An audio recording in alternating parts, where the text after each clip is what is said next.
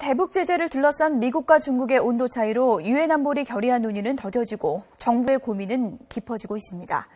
한미 간의 공조를 강화하면서 중국의 역할을 강조하는 것이 오히려 중국의 반발을 부르고 있다는 시각도 있는데요. 중국의 협력을 끌어내기 위해서는 보다 전략적인 접근이 필요해 보입니다. 김희준 기자입니다.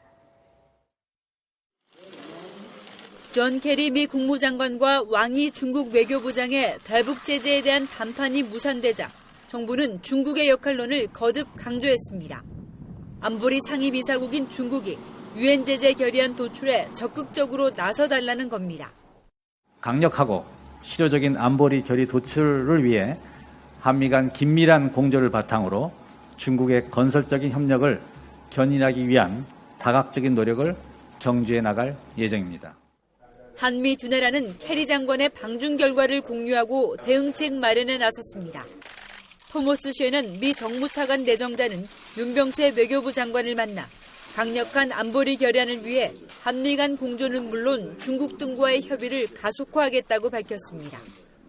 하지만 이 같은 한미, 나아가 한미일의 공조를 부각하고 중국을 공개적으로 압박한 것이 오히려 중국을 자극해 역효과를 낳았다는 지적이 나오고 있습니다. 그렇다고 북한의 김정은 체제를 흔드는 것은 전략적으로 미중의 경쟁 구도 하에서 중국의 더 전략적 손해라라는 생각 때문에 제재의 수위에 관해서 어느 정도 선을 넘지 않으려는 것이 중국의 의도입니다.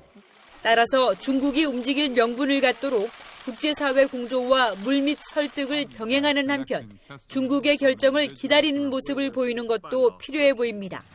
YTN 김희준입니다.